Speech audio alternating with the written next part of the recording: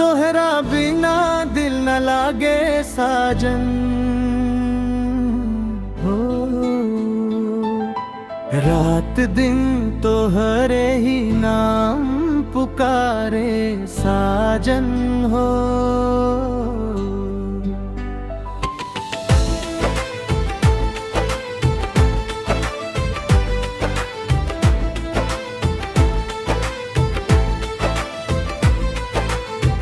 जब से देखनी तोहरा नयनवा के जादू, भुला गई नी हम दुनियादारी के बातू।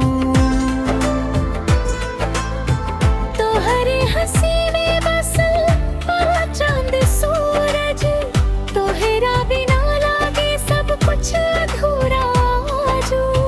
दिल के हर धड़कन बोले तोहार नाम, तोहरे खातिर जीना, तोहरे खातिर राम।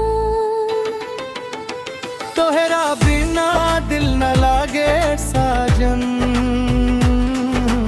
हो। नींद ना आवे जागे अखियाँ साजन हो।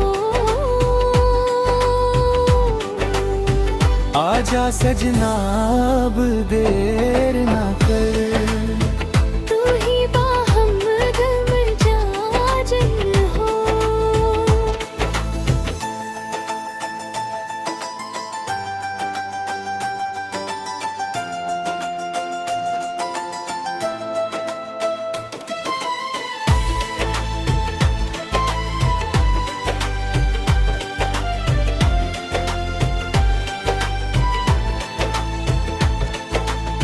सावन के बदरिया जैसन तू लागे, भींज जाई दिल जब तू मुस्काए।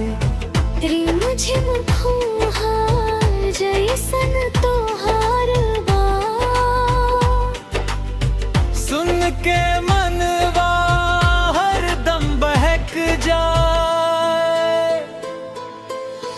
तोहरे संग हर सपना सजाए के चाहिए। जन्म जन्म के साथ निभाए के चाहिए। तोहरा बिना दिल न लागे साजन हो। रात दिन तोहरे ख्वाब सजावे साजन हो। आजा सजना अब दूर ना रहे, तू ही बाहम रहे प्यार साजन हो।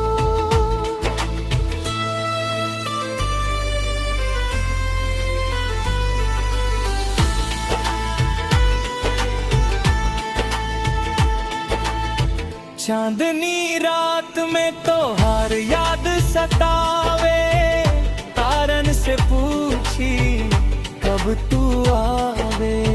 हर पल दिलवा करे बस इंतजार, आके गले लगा जा अब के बार। तुम्हारे बिना सोना लागे संसार।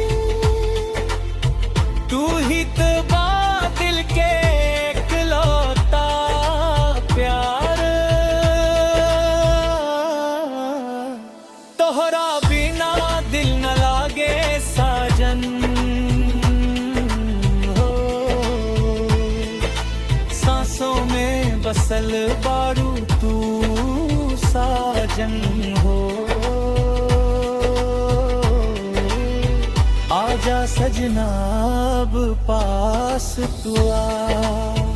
तू ही बाहम आस साजन हो।